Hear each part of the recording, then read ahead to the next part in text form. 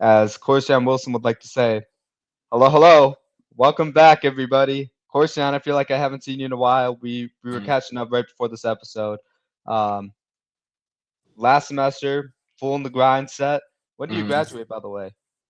So I think graduation date is well, yeah, this semester, but like April 11th or something like that. So it's literally just right around the corner. So, uh, 2 weeks, man. yeah, yeah, Not a lot man, of time. yeah.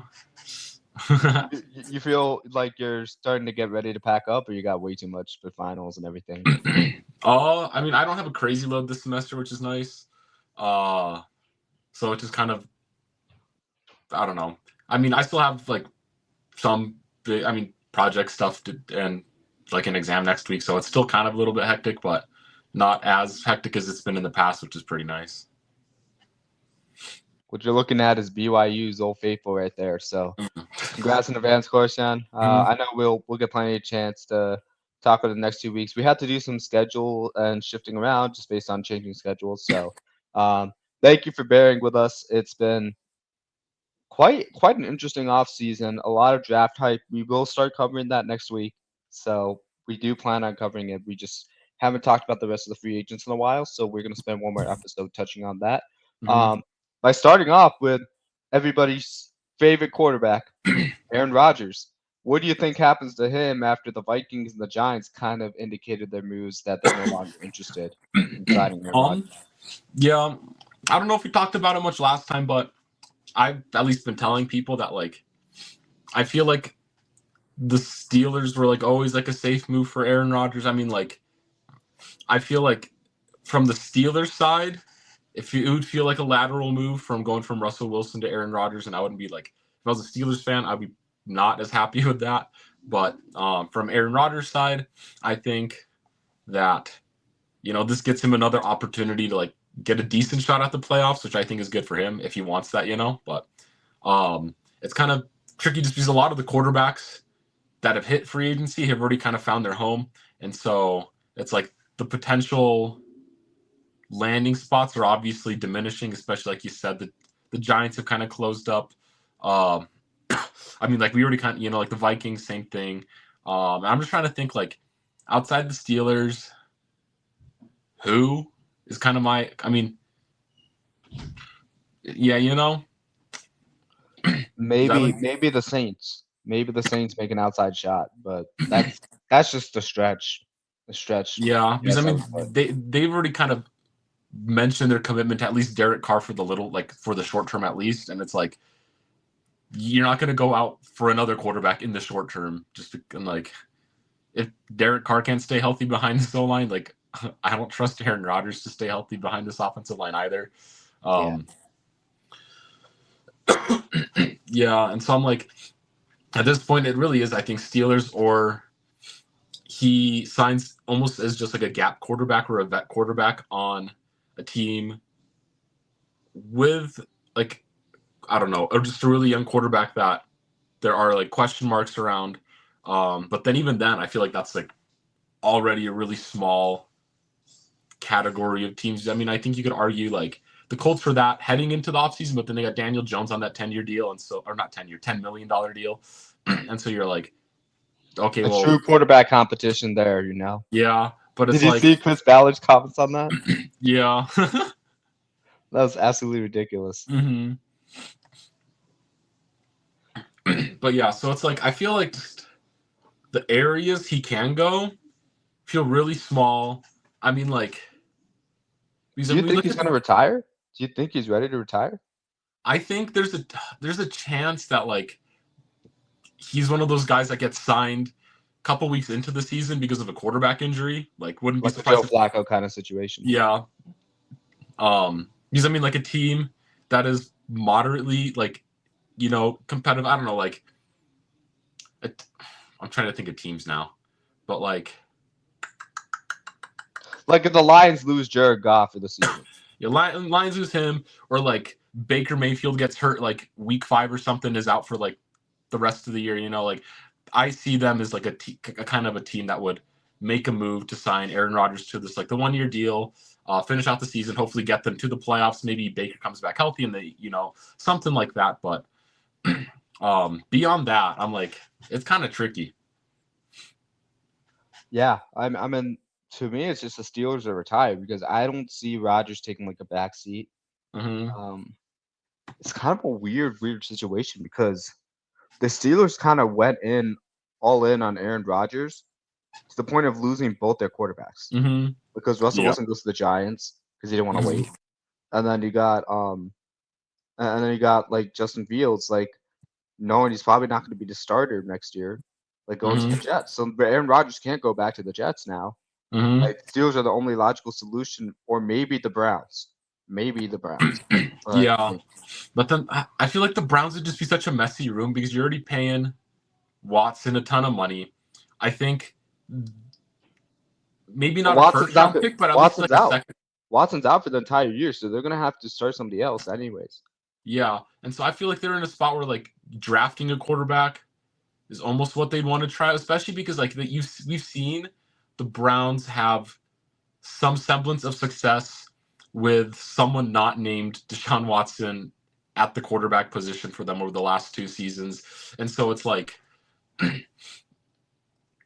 mean, like Rodgers could be the guy, but I feel like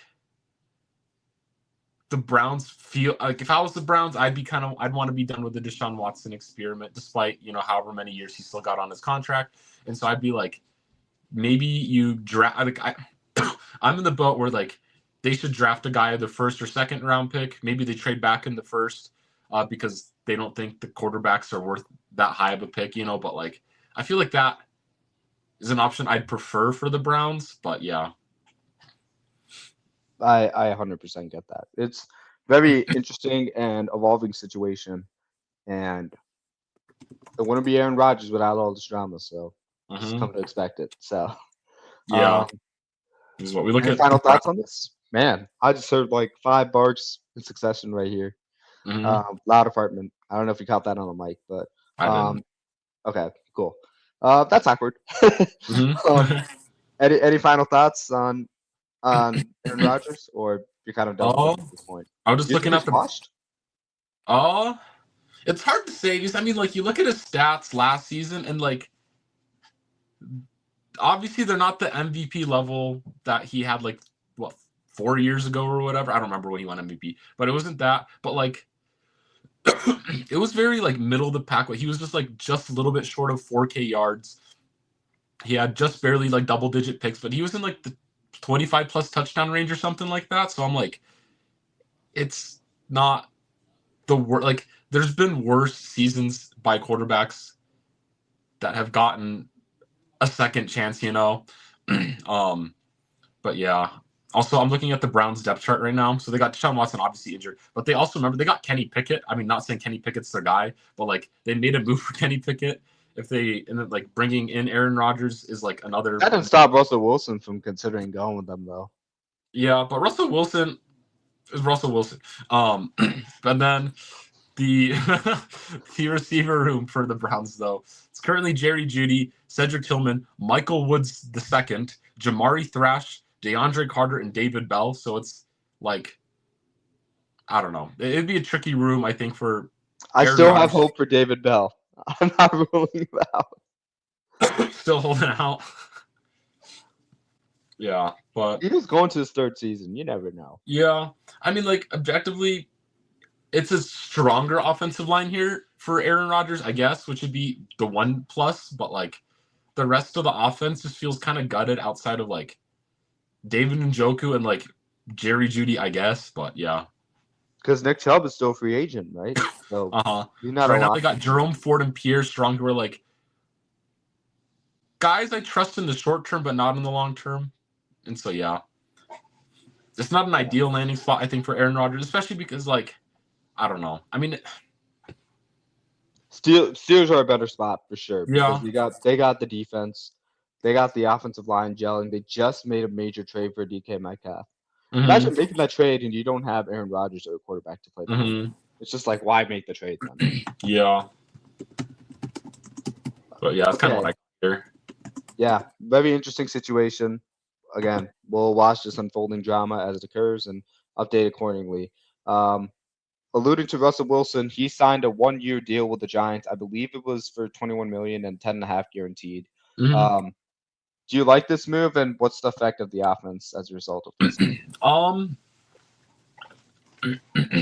I mean, like, we're gonna see improved quarterback play.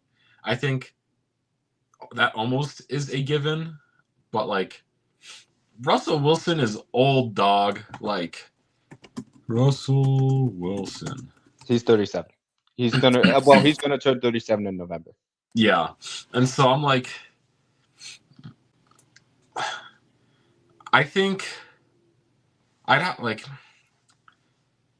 I feel like the Giants right now, it's really like just Tyrone Tracy and Malik Neighbors.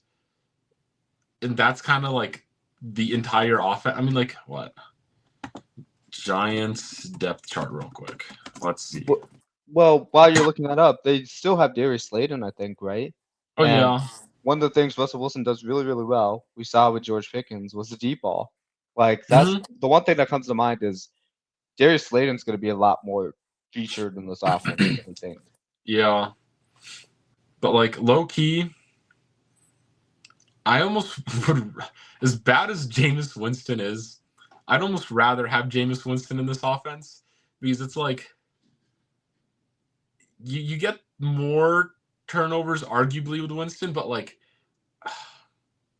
I feel like you get better football at all three levels, like short, medium, and deep with Jameis Winston over Russell Wilson, because I think the clear issue that we've started to see with him was like he is only really like above average when it comes to those deep balls, and like anything else, I'm like, really?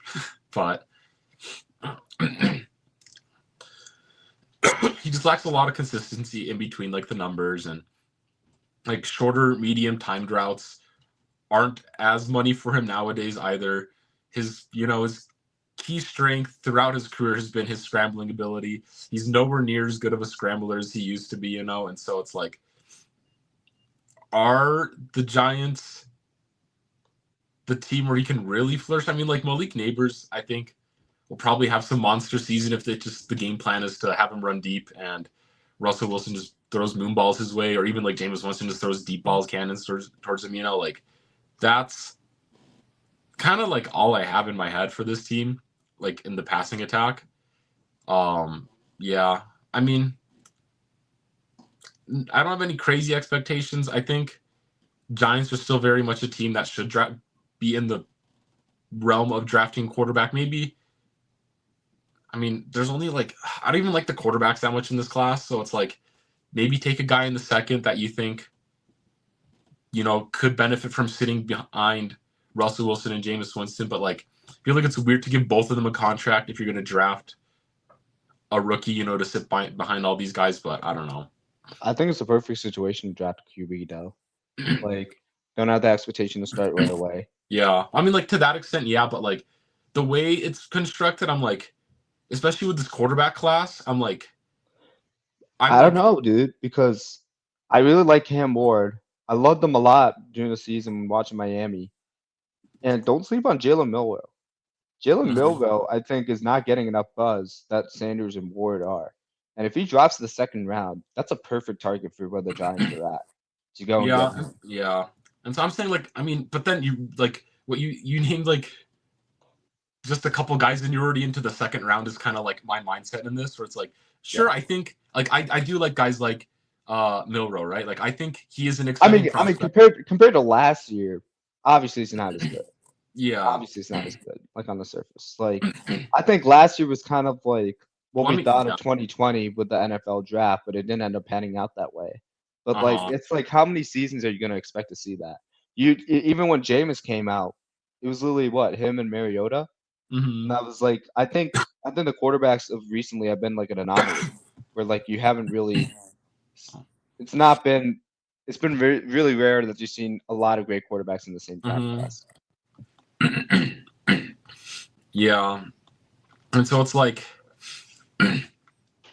I mean, what? I mean, they're still picking at 3, so like if their guy really is here, like if they really are in love with Shadur Sanders, like he'll be there. You get your guy with Shadur, I guess, or something. I don't know. Or if you like Jackson Dart that much, like he's there. But I don't know. It feels like it would be a benefit, but I feel like the Giants are. I mean, we're kind of going into draft talk here, but like Giants, I feel like are also a team that has just a lot of holes on both sides. I mean, they upgraded their defense a decent bit, but like there's just a lot of like question marks I feel like I have about this team that it feels tough to like commit to a quarterback to sit like 1-2 years that you're spending a top your number 3 overall pick on is kind of what my concern is, if that makes sense. Yeah, and that's why I think they made these moves because they're not expecting Shedeur to be there at 3. They're expecting even Cleveland to get a massive haul for somebody else who wants to move up to pick him. Mm-hmm. And they're hoping to get because they're going to either get Travis Hunter or Abdul Carter, Mm-hmm. both of which will significantly upgrade their size of the ball, whatever they decide to do with Hunter. Mm-hmm. Right? Imagine Travis Hunter and Malik Neighbors on the same team playing receiver. That's just jeez. Mm-hmm. And then I think you should probably start playing corner, just because it's a lot easier to play receiver in your later careers as opposed to corner when your athletic ability diminishes. Mm-hmm. But like the Giants have freed themselves to take the flexibility now, best player available, where they have guys that can start for them. And I think the quarterback play will be a lot better than you see like Drew Lock and Daniel Jones combination, or like Tommy DeVito combination. So I think there'll be some improvements to the offense. Oh yeah, I do think I like even though Arthur Smith's a great offensive mind, like you did see it run stagnant, and I think Dable has been a little bit like hamstrung with the quarterback play to show his true offense.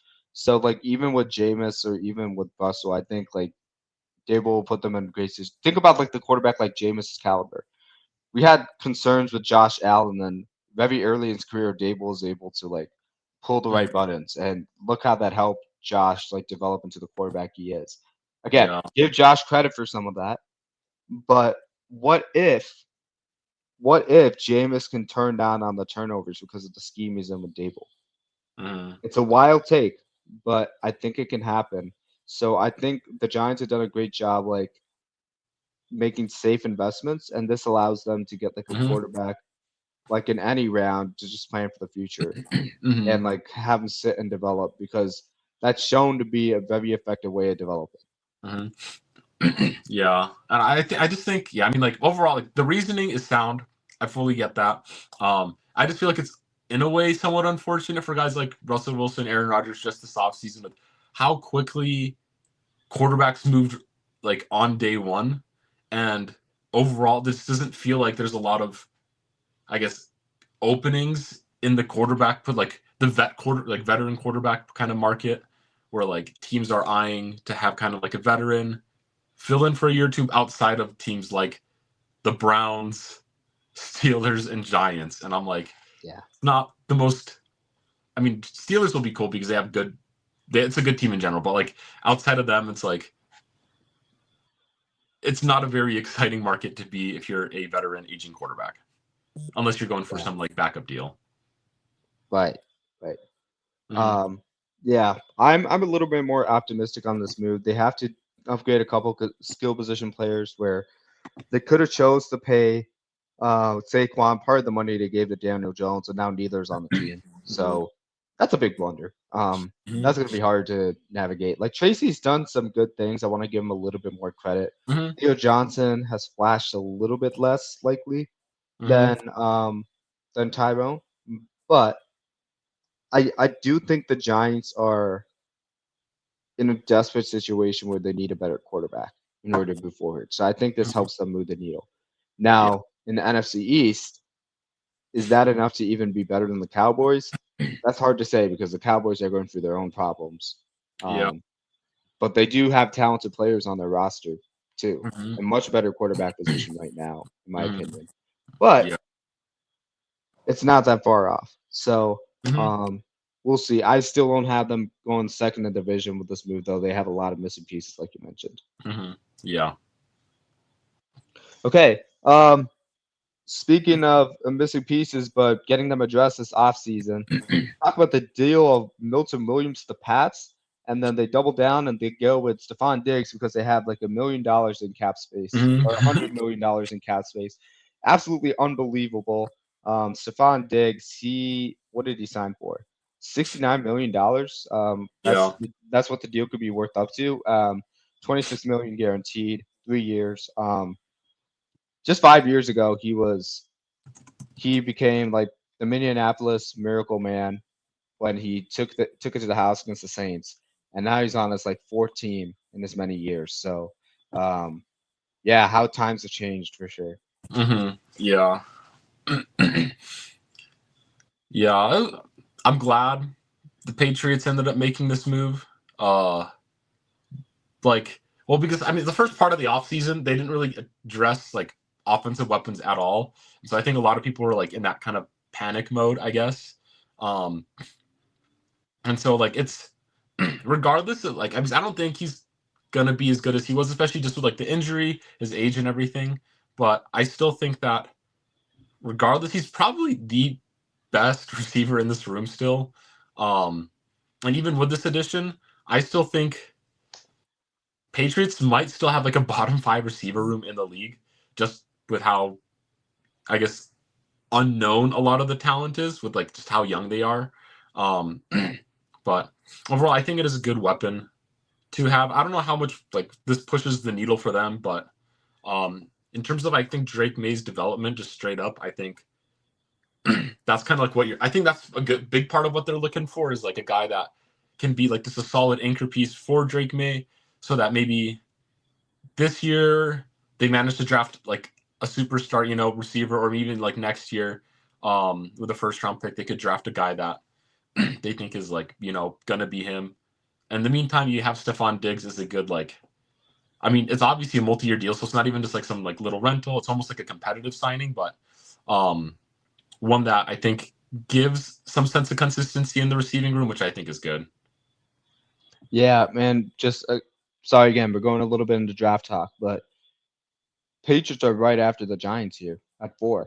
So like, I'm fully expecting Shadura not to fall in this analysis. So they're either getting Abdul Carter or who's the other guy? Travis Hunter at their Mm-hmm. picks with this move, because they adjusted the receiver position. And Mm-hmm. it was just they weren't able to get Debo from trade. He went to the Commanders. They weren't able to get DK because he got traded to the Steelers. They weren't able to get Chris Godwin because he resigned. They Mm-hmm. couldn't get Cooper Cup. So Yeah. considering all those options, like a guy in his 30s coming off an ACL like this, but a guy with a track record of Stephon Diggs, again, immediately upgrades their entire room with Drake May. I'm not expecting this to move the needle where they're going to suddenly be better than Buffalo because Buffalo is better from top to bottom. Um, and the Dolphins have been making sneaky moves like Westbrook Akini, like not earth-shattering name, but when you got Jalen Waddle and like Tyreek Hill, this is the kind of move you have to make. And Yeah. Malik Washington who was playing pretty well at the back half of the season, as well as Johnny Smith, new guy that they found in different ways to use him. Like Yeah. that was a great move. So I think it makes them better than the Jets right now, Mm-hmm. 100%. Like, well, with this move, so like um, there's a bright future here, and I think they set themselves up in the draft pretty well. Mm-hmm. Yeah. I think it just like you said, like with the draft, I guess it opens up a little bit more of what they can do, at least in the short term, because it's like because I feel like you go from receiver being almost like a top priority in the draft to like you don't like if I mean obviously they have a high pick, but it's like if a guy falls to like a spot they're comfortable with, uh, they're not like pressed to take that like a receiver like or reach on a receiver and then kind of like let the draft come to them, which Yeah. I think is nice for them. Yeah, and this receiving class is not as strong as years past, so Mm-hmm. they have to make a move like this, in my mind, Yeah. just given the talent level, and like even expecting that like Drake May needs a lot better support than he had last year. So Mm-hmm. between him and Henry, it's a start. It's not everything, but I think it's going to help improve the offense a lot. So Mm-hmm. I like that move as well. Um, Okay, alrighty. So a Mm-hmm. lot of positive talk, except for like the Aaron Rodgers bit here. There are many more free agents we had to go through, so I just wanted to quickly look at through some of these guys we're seeing um, still on the free agent list, and what are your thoughts on good landing spots for them? So Amari Cooper, he's 31 years old, Buffalo did not resign him yet. Where do you think is the best fit for him? Huh. I don't really know. He's like, what was I think frustrating was the fact that he moves to Buffalo and really doesn't do much there, which I think is why he isn't signed right now because I don't know. Um, but I think like theoretically a team like the Packers may benefit from something like this. You absolutely read my mind. Yeah. That was a great pick right there. Yeah, and it just comes from the idea of like the Packers have one of the youngest, like I think, receiver rooms in the league as of right now. Um, and like Jaden Reed has kind of been their guy, but like the issue with him is he's just like been inconsistent, especially with like drops like this last season, which I know a lot of Packers fans are upset with. And I know like Amari Cooper isn't necessarily known to be like the craziest catching, craziest hands kind of guy, but I think the veteran presence of having Amari Cooper, like even be like a 1B or like the number 2 to a guy like Jaden Reed, just to have again the veteran presence of him there and some more consistency beyond whatever mess of a million potential wide receiver ones that they have. Um, I think would stand to benefit. Um, yeah, I mean a lot of veteran wide receivers I think could fit into the Packers system and just kind of be a good, like, I don't know, middle of the pack guy here. Another potential spot I think I'm not as big of a fan of, but like wouldn't be surprised to see is a team like the Panthers signing someone like him.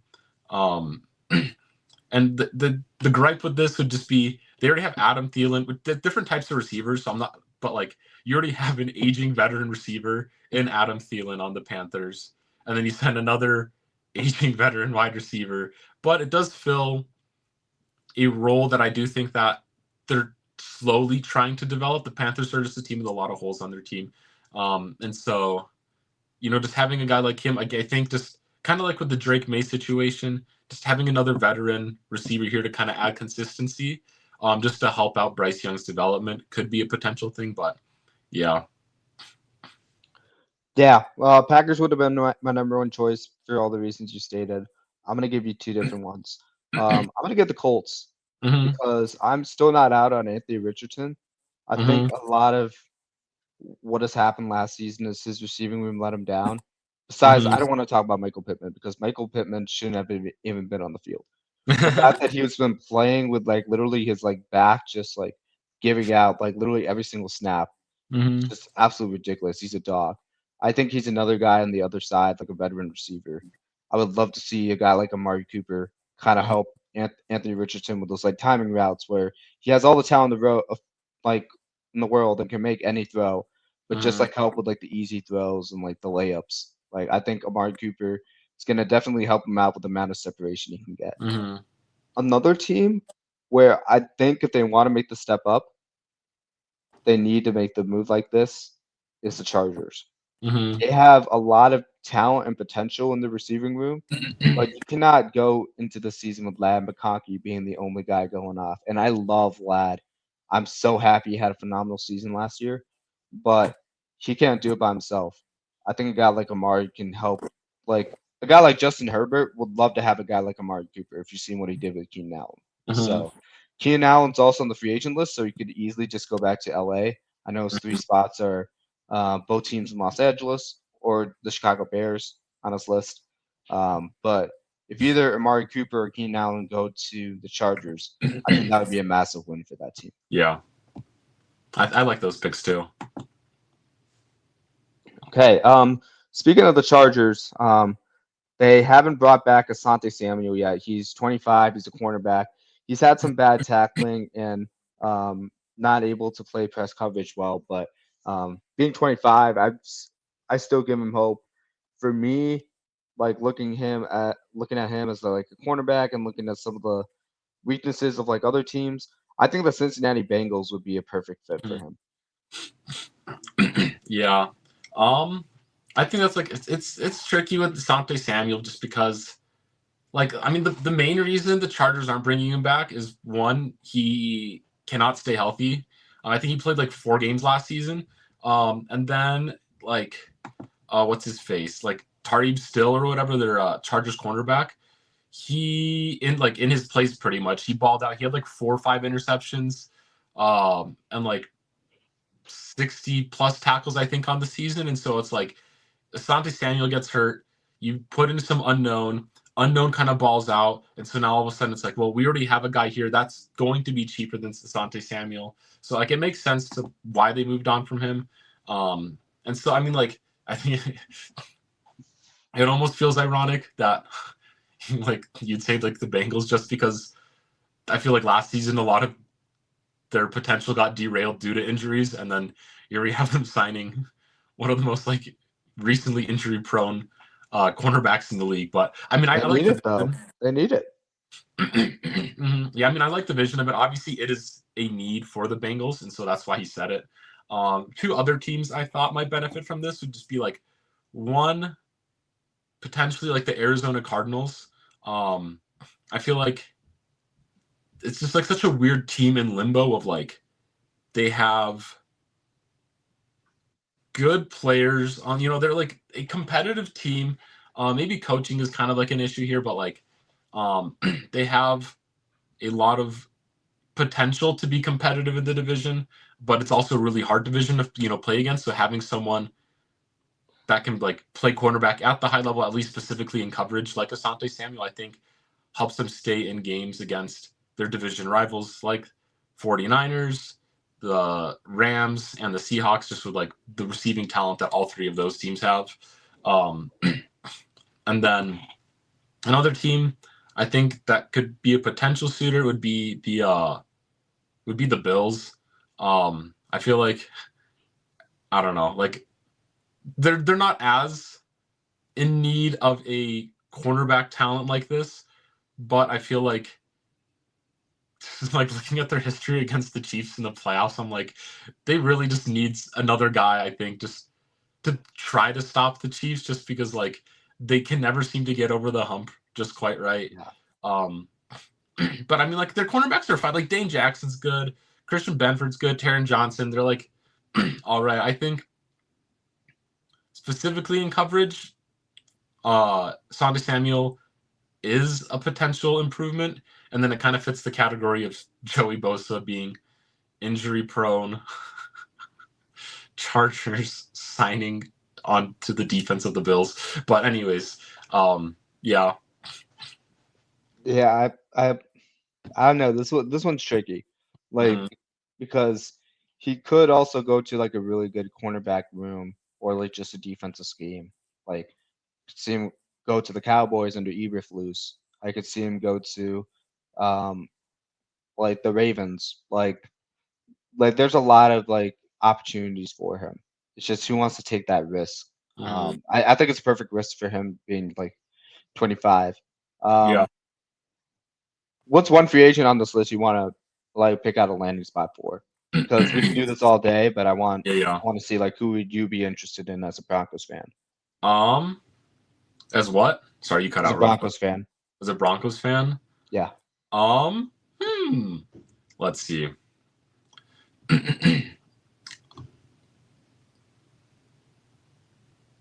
I'm looking at this list and I'm like, huh, interesting.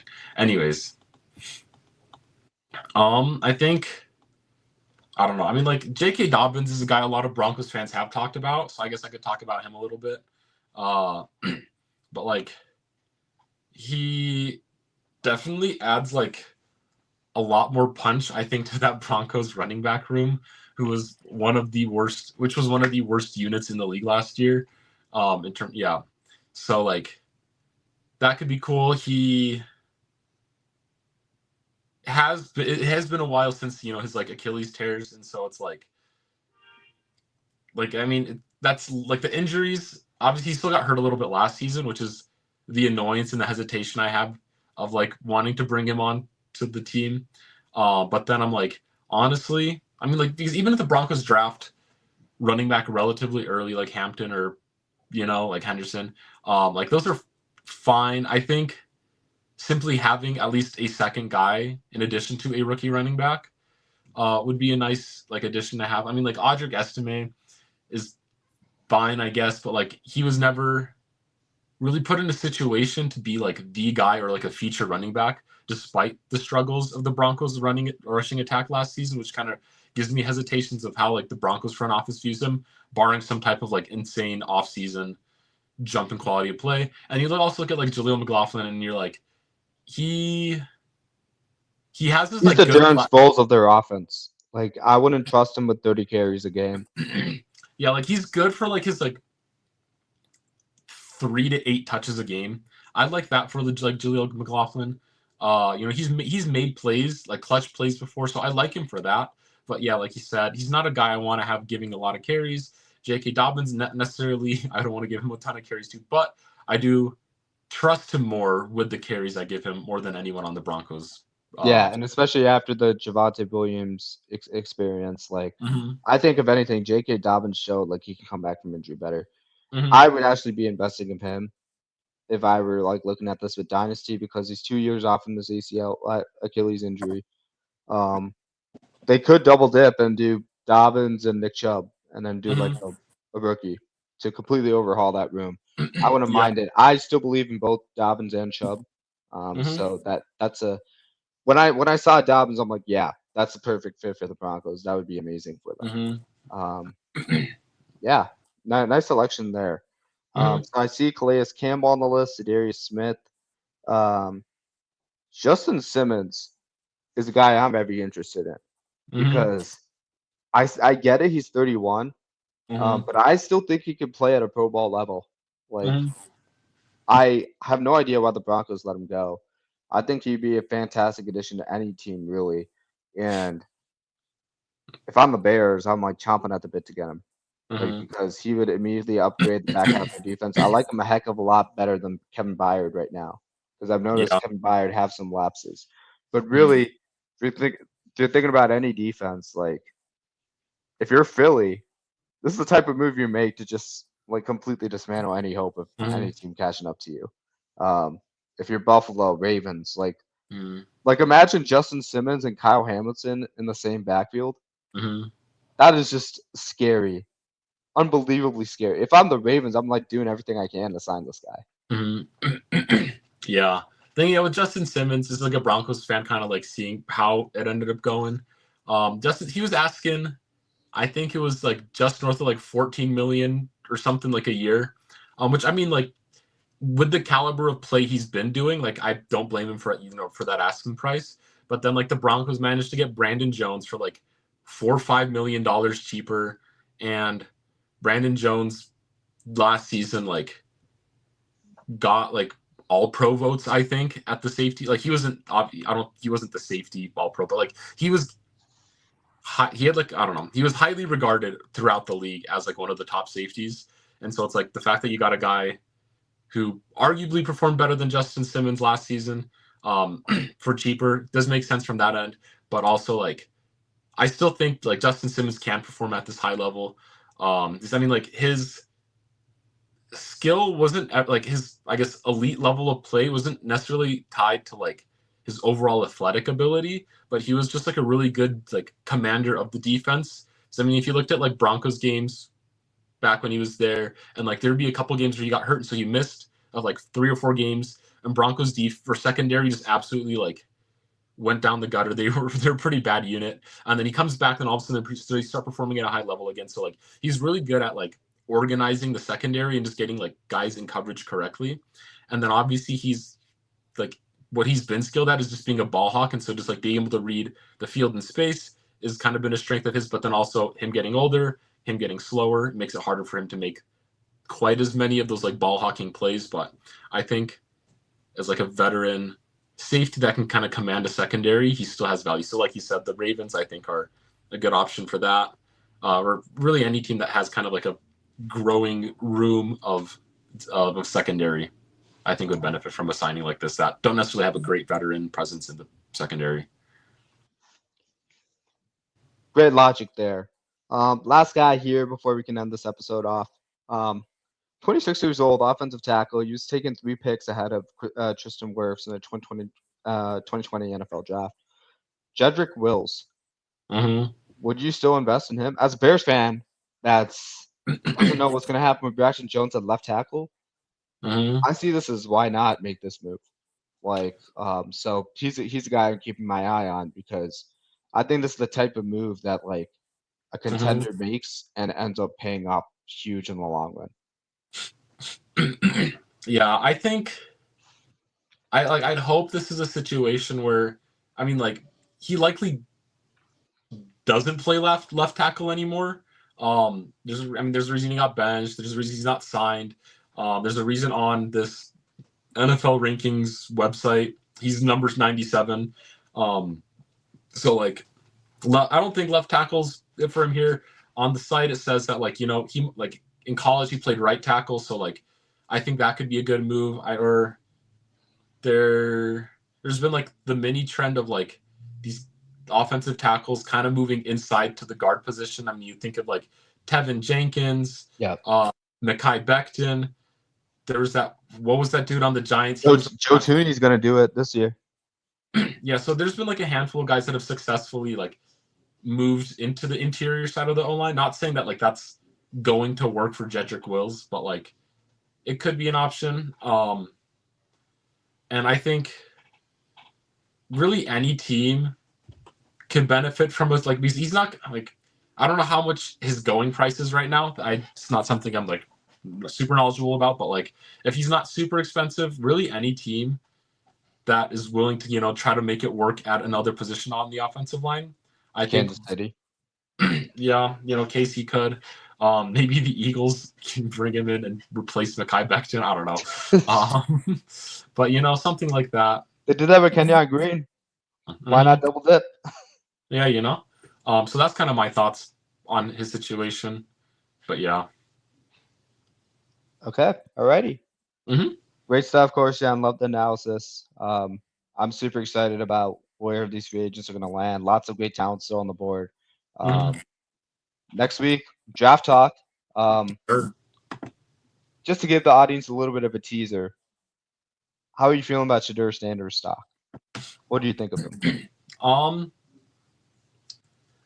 It's really hard to say. Like, I think he'll be a fun quarterback to follow.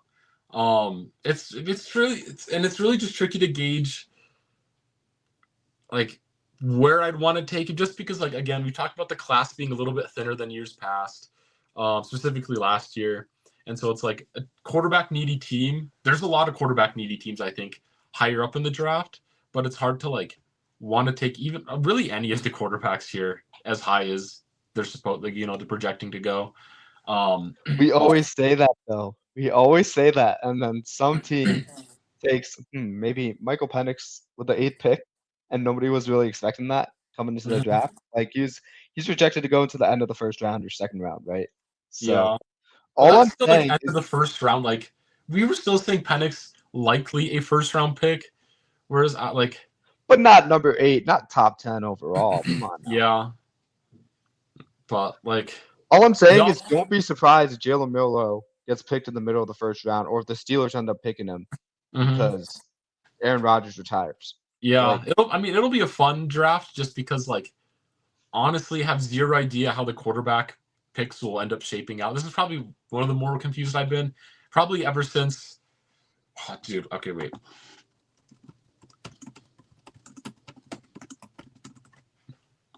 I'm like so 2022 draft class NFL.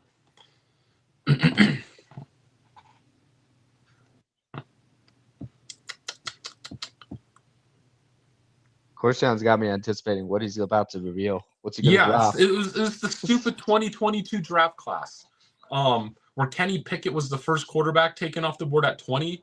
I remember looking at this draft and people were like, "Oh, Malik Willis is going to be a top 10 pick in this draft," But he wasn't, obviously. But like, that's kind of, I don't know. And so like, this is probably the most confused I've been since this draft, which isn't too long ago, but still I'm like, Yeah, I'm like, get off your rocking chair, man.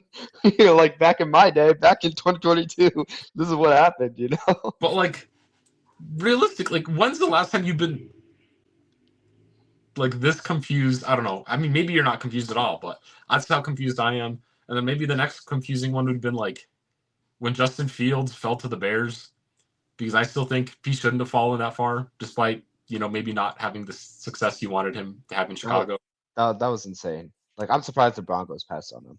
Like, Mm-hmm. that was like Broncos, Falcons, and I'm like, number two, that was crazy. Mm-hmm. But I'll say this, just looking deeply into the draft picks, like I don't think the media has an idea of like how these guys should be projected right now Mm-hmm. because it's giving out the vibes where it's like Cam Ward one for sure. Shador, some people have him going number two to the Browns because they need him. And then others are like trying to make this narrative that Shador should fall, and then the media, like especially First Take, is trying to be like, how dare you disrespect Deion Sanders because everybody's buddies with him. So it's like it's looking like everybody's only talking about Cam and Shador. But Mm-hmm. I'm telling you this because it happened with Jalen Hurts. It happened with Lamar Jackson. It happened with like Michael Penix pretty much before the Falcons like went uber crazy and picked him 10th. It happened with Patrick Mahomes. Do Mm-hmm. not sleep on Jalen Milroe. The guy Mm-hmm. can play. He can do it all. Like he he needs to go into a good situation, yes. But if he's on the Steelers, watch out. Mm-hmm. Watch out. Because the Steelers got a great coach, great situation. Like that's like if he ends up in a really good situation, really, because teams don't evaluate him properly, he's the guy I'm watching.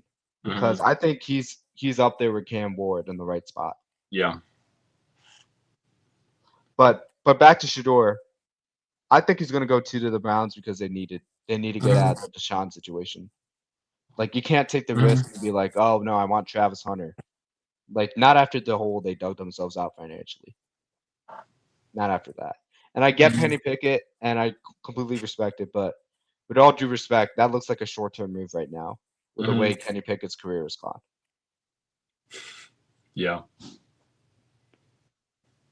I think I just signed myself up for Kenny Pickett, Sam Darnold like season next year. But that's okay. Mm-hmm. So if that happens, Yeah. I will apologize. But um, Mm-hmm. I think Shador's going too. That's what I think is Yeah. going to happen. Mm-hmm. Which I mean could happen. Wouldn't be surprised necessarily. Yeah. Okay. That wraps it up for us. End of free agency recap until like the shocking move comes in further. So next week, get excited for draft talk. Corstian is going to get off his rocking chair about the quarterback class and more. Should be a fun topic. We're going to start our deep dive into different skill position groups. More to come. Fun stuff later. Corstian, do you have anything to tell the people before I end this call and this episode? Oh, peace. Woo. Smooth transition, my guy.